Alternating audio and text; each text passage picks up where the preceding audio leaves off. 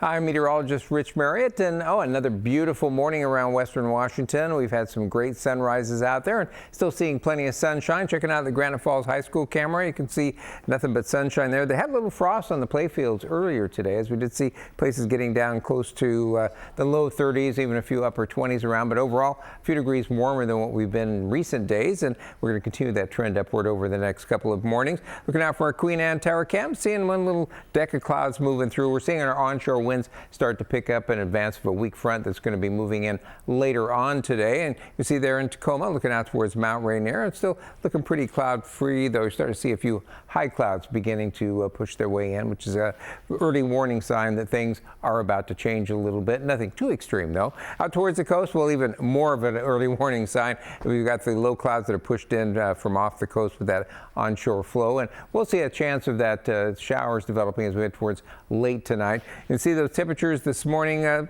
mostly at this hour running mostly in the 30s to the mid 40s, but it should warm up nicely now that we have that sun up above the horizon, looking pretty good.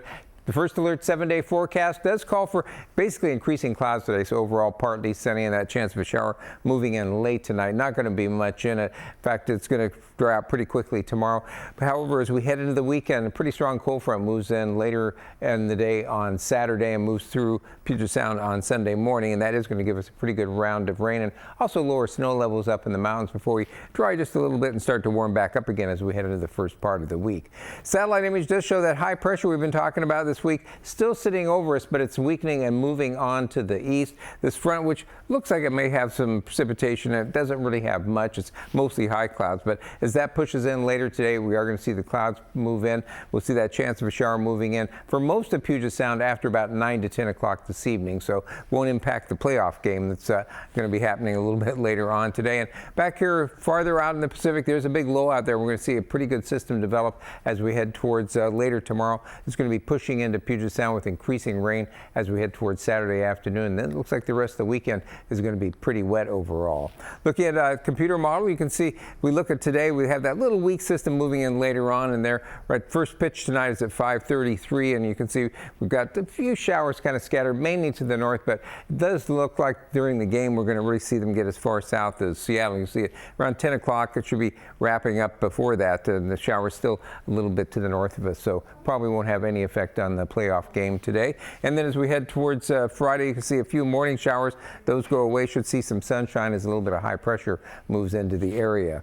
Take a look at the T-Mobile Park. You see, looking at a little sunshine starting off the day there. And if we look at the forecast for that first pitch tonight at 5:33, should be partly sunny, temperatures close to 60 degrees, and then we'll cool back to the mid 50s during the game itself. And again, I don't think the showers are going to make it in there during the game at all. Maybe walking back to your car possibly. And then tomorrow for Game 5, which is at 3:08 tomorrow for the first pitch, partly sunny, right around 60 degrees, and again cooling off to the mid-50s by the end of the game. And it seems like all of the playoff games so far here and in Toronto have been pretty much running in the mid to upper 50s for the highs, so consistent playing conditions, which doesn't hurt.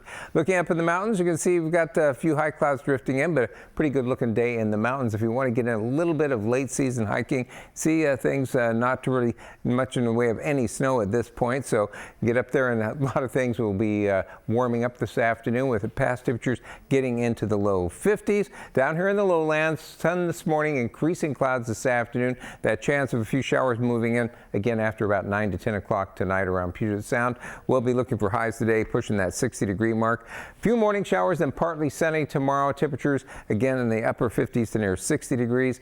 We'll start dry early Saturday, but then increasing rain by afternoon. Pretty wet Saturday night into Sunday morning when the cold front moves through. Then it's going to turn to off and on showers. Snow levels, which are going to be around 8,000, 9,000 feet on Saturday, dropping to around 4,000 feet by later Sunday afternoon, and could see a little bit of snow around the Stevens Pass area. Maybe an inch or so of slushy snow might stick on the roadways. Better chance of seeing accumulations on the North Cascades Highway, which is above 5,000 feet. Looks like we'll see high pressure move in. That should drop us back to just a few showers around for Monday and Tuesday as weak systems brush by to the north, and then partly sunny Wednesday. High temperatures into next week staying mostly in the mid to upper 50s.